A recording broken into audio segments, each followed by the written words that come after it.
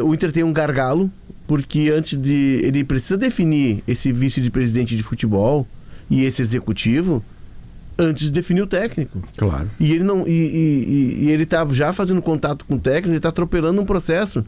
Porque o campeonato começa dia 10, o gauchão dia 10, a representação é dia 2. Não, dia 10, é o jogo da TV sábado. Dia 10. Não. Aí dia 2 tem a representação e dia 28 tem o Brasileirão.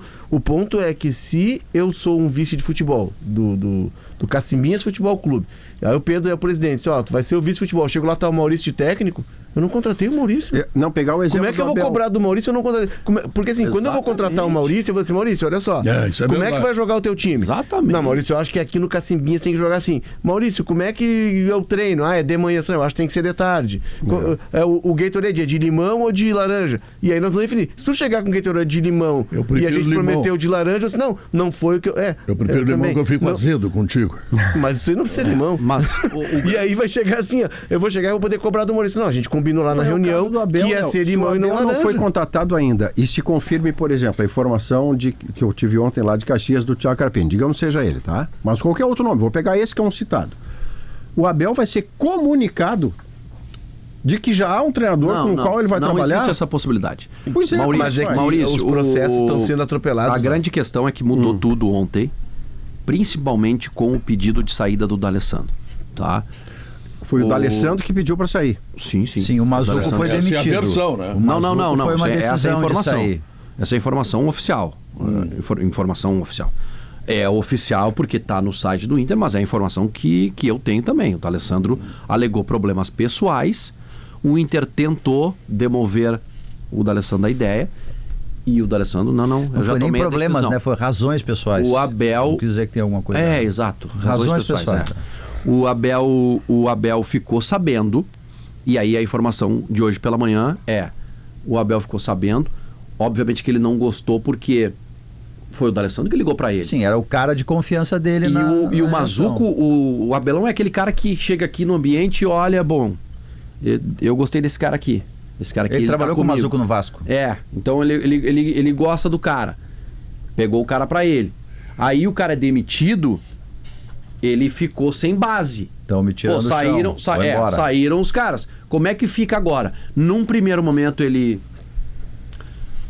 balançou e tal, mas de acordo com essa fonte que é próxima ao Abel, ele já está considerando e tal, e está esperando um contato do Inter. Que eu não sei se vai ser hoje, até o Simon daqui a pouco vai atualizar, acho que vai ser mais pro final da semana, mas tudo começa no Abel. Por quê? Um cenário é com o Abel, que é pegar a chave e entregar para ele. Isso. Monta lá a tua comissão técnica, o teu executivo, monta aqui, como é que tu quer. E o outro cenário esse é o cenário mais promissor, tá, Vaguinho? E o outro cenário tem nada. Eu acho que tudo vai depender de como for esse anúncio, essa entrevista, enfim, que o Alessandro Barcelos vai fazer, porque me parece que o movimento dele é o seguinte: ele chamou lá os próceres do Inter. Os cardeais. Os cardeais, enfim. Os antigos mandarins. Os antigos, isso aí. E aí, antes dele ter uma resposta de o que eles vão fazer, olha, esse vai ficar com o futebol, esse vai ter com áreas decisórias, ele não quer tomar decisões justamente para não dizer, só um pouquinho, tu tá tomando decisões, a gente nem acertou ainda o que cada um vai fazer. Acho importante que não seja só cargos, mas questões pontuais, olha, vamos investir tanto, e que o Inter esse ano seja transparente com o torcedor, olha, o nosso teto é esse aqui, para poder ser cobrado pelo teto que foi estabelecido. E a mudança para mim mais importante, o Bisol, todo respeito ao Bisol, está ali trabalhando, fez o seu melhor, enfim. Mas o vice de futebol estatutário hoje em dia, ele tem um poder menor na organização do futebol, ele tem uma função mais representativa, ele ajuda aqui e ali, mas não é como no tempo do Fernando Carvalho, do Cacau. A decisão que o Inter tomou, que para mim foi acertada, foi do Mazuco, que pode ter dado certo em vários lugares, mas no Inter ele não conseguiu tomar as decisões corretas, né? E o Inter precisava de um cara, mais ou menos o que o Grêmio fez com o Pelaipe. O Inter precisa escolher um bom executivo de futebol para começar a tocar a sua vida. E isso vai depender do que os cardeais responderem, né? E tem que mudar o seu método de contratação. Porque esse método usado agora, que fez desembarcar no Beira-Rio, Alan Benítez, Aguirre, Cleiton Sampaio, Richard, Ronaldo e por aí vai, compreendo que o Inter, pela dificuldade financeira, o seu departamento de mercado e seu executivo, eles precisem ir na prateleira mais baixa. Eles não vão na prateleira do Atlético Mineiro, o Fluminense contratou o Canóbio, por exemplo, ou dos Se bem que na prateleira do Fluminense teve o Acosta, que segundo o Vaguinha foi oferecido ao Inter, e na prateleira do Inter ele disse não quero. Então assim, é uma prateleira mais baixa, e por ir na prateleira mais baixa, tu tem que ser muito mais criterioso, e se os caras trabalham lá 8 horas por dia para contratar um jogador, tu vai ter que trabalhar 16 porque tu não tem o dinheiro. Esse é um ponto. Então, o departamento de mercado é um ponto de atenção.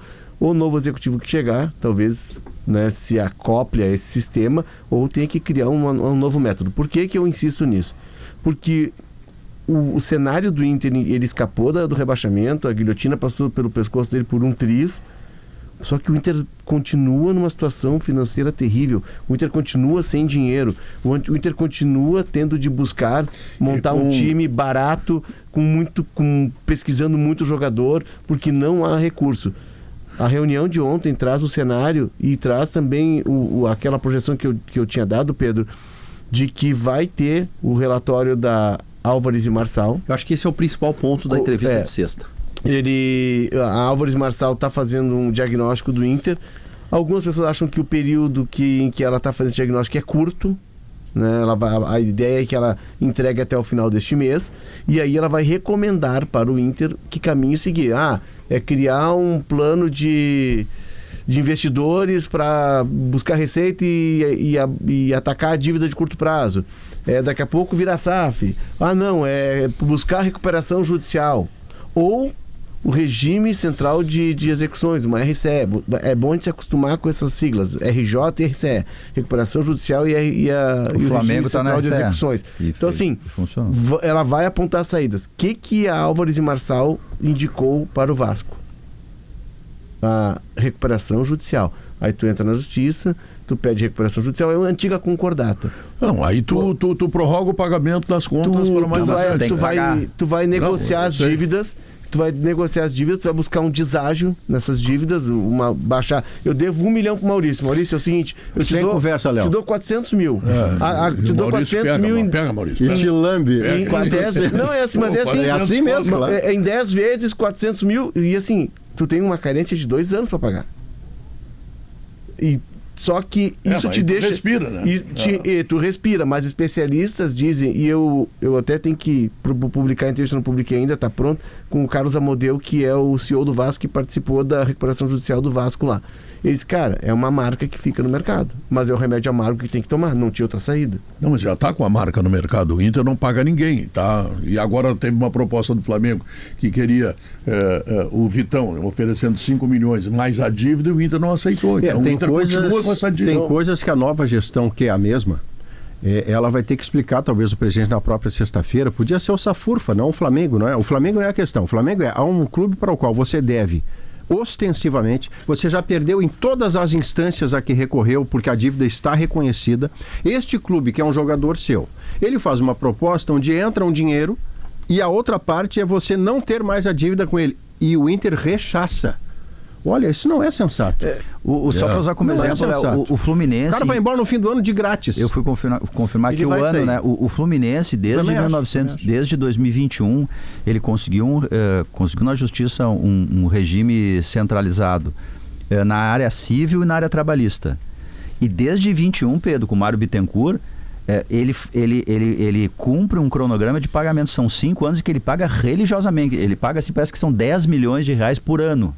Ele vai pagando, só que tu tem que pagar. E isso ajudou demais o Fluminense. O Fluminense tem uma dívida que não é uma dívida baixa. Ainda é uma dívida baixa. Mas era muito pior antes. Lembra, Léo? Tu estabelece um percentual da tua receita e para destinar para pagar essas dívidas. O Grêmio tu consegue isso, pagar, né? em condições melhores. O Fluminense, um pouquinho antes dessa situação, ele praticamente dava jogadores da base, porque ele não tinha de onde tirar dinheiro. O cara tinha 16 anos, vendia. O João Pedro foi vendido de graça lá pro Mal jogou no profissional. Jogou, mas pouquíssimo. E ele foi se reerguendo. E aí ele conseguiu. Olha onde é que está o Fluminense hoje. Mundial de clubes. A diferença é que mas ele pagou a dívida trabalhista pra caramba. Isso que o Diogo está trazendo, o Léo trouxe, só funciona se você for religioso no pagamento. O Fluminense se você não for, cancela tudo. O Grêmio fez isso, e o mérito de quem fez, de quem propôs, Túlio Macedo, quando não havia essa obrigatoriedade. Não, justiça, foi um ele acordo fez, particular ele do fez Grêmio com base no fio do Perfeito. bigode. Eu vou estabelecer um condomínio de credores, vou pagar vocês, e a parte que vocês ajudam o Grêmio é o deságio. Tira um jejinho para E poder não era pagar. obrigado a entrar, teve jogador que não entrou. Teve que não Eu entrou. não me lembro. Instituição que não entrou, empresa que não entrou. Maurício, eu não me lembro exatamente do percentual, parece que é 25% que foi acordado com o Túlio Macedo e os credores do Grêmio. Qualquer dinheiro que entrar, seja de qual fonte seja, tá? O Grêmio repassará 25% para seus credores. E aí o Grêmio resolveu uma dívida. Agora, como dizia o Potter aqui, e dizia com sabedoria, uma má gestão chega para o clube ficar totalmente embananado. Uma má gestão. Chega, 3 aninhos, resolveu o problema. Grêmio e Internacional tiveram a má gestão do presidente Barcelos e a má gestão do presidente Guerra. Estão ambos empipinados, devendo uma vela para cada santo. O ponto é que o cenário do Inter seria terrível e o Inter mergulharia na escuridão profunda se tivesse caído. Deus, o Inter mergulharia numa escuridão. Eu não sei se voltaria. Seria o caso Cruzeiro. Não voltaria imediatamente. Ninguém acreditava que o Inter voltasse o ano que vem. Não. Ninguém acreditava. Não, para mim é isso aí. O caminho era desportivamente, né? Era como fazer uma figura aqui, vou fazer uma figura. O Inter estava na UTI e entregaram agora lá um balãozinho de oxigênio e ele está respirando agora sem aparelhos, mas tá no quarto.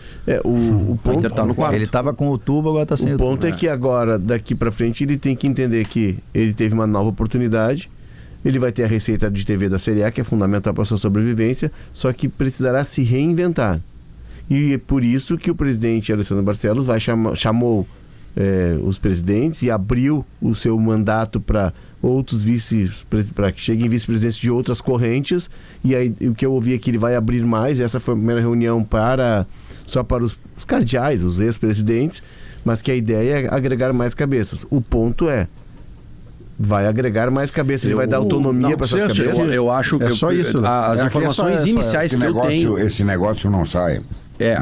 As informações iniciais que eu tenho, Guerrinha, são nessa linha, de que a oposição, num primeiro momento, eu estou ouvindo vocês não tem aí, interesse. Eu estou meio por dentro do que aconteceu, mas eu também não vou relatar nada aqui. Só vou dizer para vocês, o negócio não sai. Eu tenho a mesma sensação, porque por mais que você esteja disposto, no caso o presidente Guerra, a abrir poder, compartilhar poder, isto não é bom para quem tem interesse em fazer tudo diferente com a própria autonomia a partir de uma eleição do fim do ano que vem.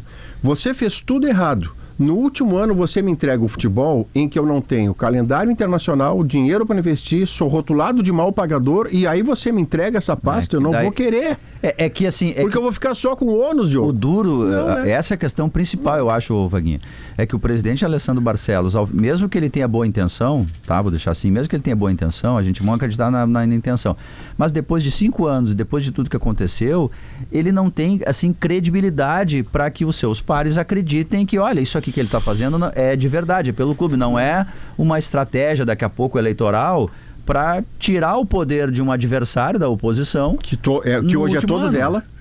Hoje ela se elege, ela puser um cone cor de laranja e disser que é um cone cor de laranja da oposição, o cone se elege.